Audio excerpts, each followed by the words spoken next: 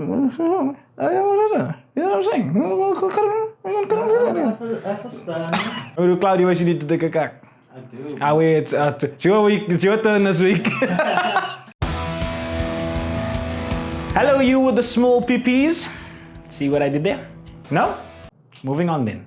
After seeing how well our Redo of Healer video did, we see that we've got an influx of Normie followers. Welcome, you sycophant bastards. If you were paying attention to the discussion that we had last time, you'd see that between the cartoon sex and the tits, there was actually an anime being discussed. If you want to go watch that anime, I feel sorry for you, but I'll discuss that in a few minutes. See, after Redo of Healer, I wanted to talk about an anime that might have actually been worth watching. I won't lie, I would have even settled for an anime that was much worse than Redo of Healer. So I remembered something that I watched a long time ago that none of my friends enjoyed.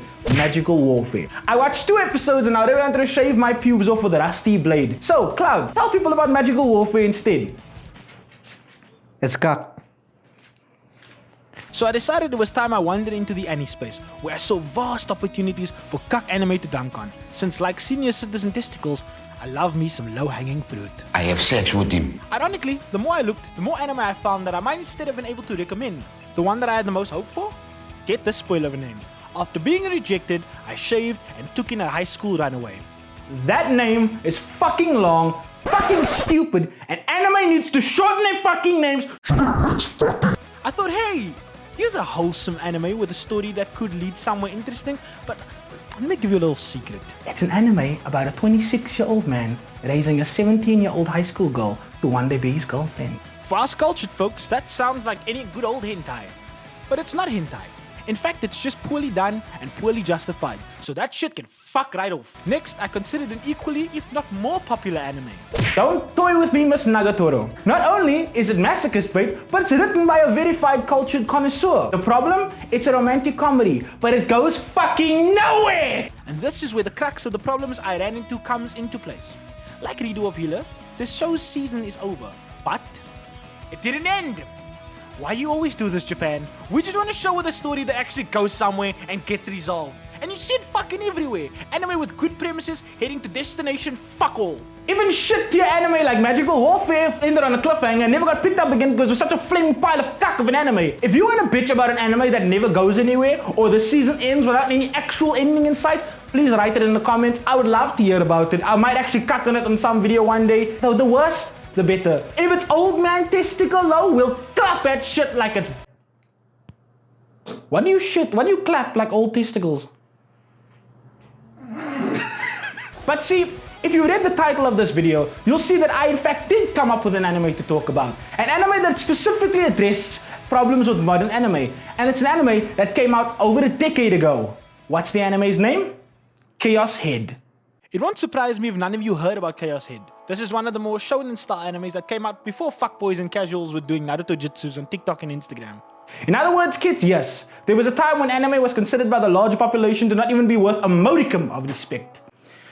God, we're fucking old.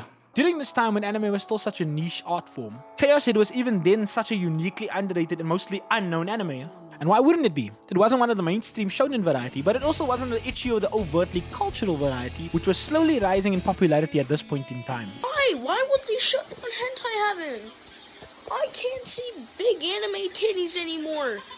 I don't want to go on its videos, this shit's fucking gay. Instead, Chaos Head is this uniquely cerebral experience that wasn't afraid to tell a story that really made you scratch at your head and wonder, what the fuck? Where the fuck? Holy shit, what is this now? Where did she come from? And despite it having a rather complex plot point started on a rather straightforward narrative, the show wasn't afraid to actually come to an end on episode 12 because it had a story and that was all it needed to fucking tell. You money-hungry nayas. The story of Chaos Head is about the city of Shibuya, which is just as much a part of the story as every one of the characters.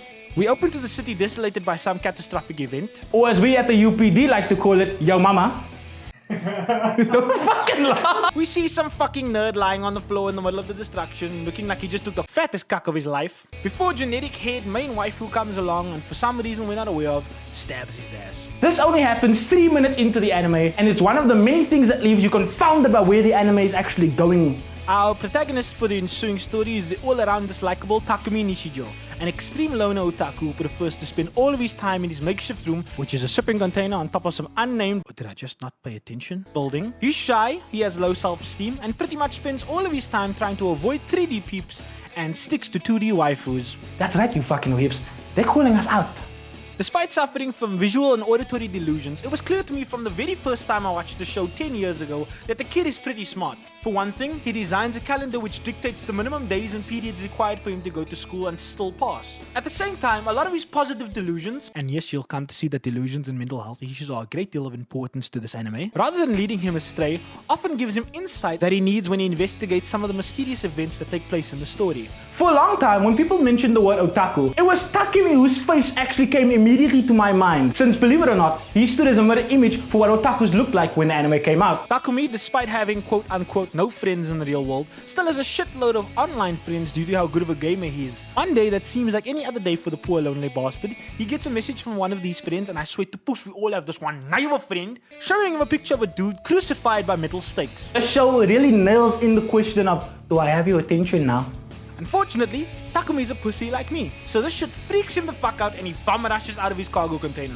After calming himself down at an internet cafe that he frequents when he's not at home or at school, he leaves, and on his way home he once again pussies out, thinking that someone is watching him. My fellow Alice's folks should know exactly what kind of cuck this feels like. But in trying to avoid this invisible person, this idiot walks directly into the scene of the fucking crucifixion, taking place a day after he had seen the picture. And who's out there committing the murder other than generic pink-haired main waifu?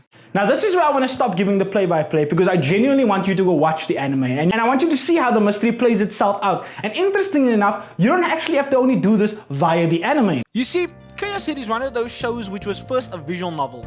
What was that, normies? What the fuck is a visual novel? Why do you come here? A visual novel is essentially just an anime but in the form of a game where you read and select choices. Lots of games, including the Persona series and similar JRPGs, actually borrow elements from visual novel style games. Often these kinds of games would be centered around romance or mystery or even just straight up horror gore fests, where the choices you make actually do affect the outcome of the story. I'm looking at you, Cyberpunk. Some of the most popular visual novels have some very nice content. Oh, just in case you normies ask what a game is, please fuck off. If any of this sounds familiar and you've been paying attention to the manner in which the name Chaos Head is stylized, you'll note that this game sounds awfully similar to another more popular anime that also stemmed from a visual novel. And that's likely because you've either watched or played the sequel to this anime, which is Steins Gate.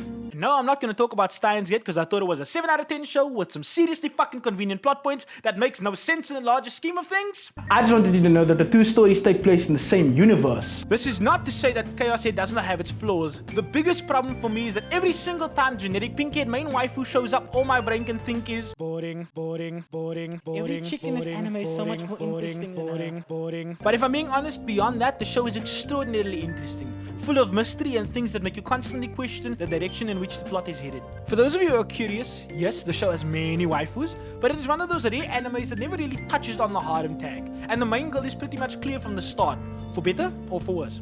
Anyway, that's the end of that. If you do choose to watch it or have seen it before, please let me know in the comments. It's just 12 episodes, and despite the fact that it's somehow tied to Steins Gate, doesn't make it any more complicated. I really think most of you will enjoy it for just what it is. Cloud and I would also like to thank you guys for helping us reach 100 subscribers. I thought we would reach this goal somewhere way down the line. Maybe we should do some kind of 100 subscriber celebration thing, but I don't think we can actually do anything that would make up for all the support that you guys have given us. So we actually thank you guys very much. Arigatou gozaimasu. Cloud, say thank you. Now just to reach the additional 69 fucking subs. You guys have no idea how much I want to reach the 169 goal. I really just want to tell someone I got nice subscribers. And I mean, you guys are nice. So help us reach the 169. I want to see the face meet the Anyway, see you guys all on the next upload. See you all on the next upload. Have a very good fuck off. My wife keeps telling me that in the last video I wasn't that fat, and I don't know why. She said she didn't know why I kept making jokes about how fat I am, but I mean, you can see it, right? I'm a fat nine. Stop saying it. I get it. You can see it.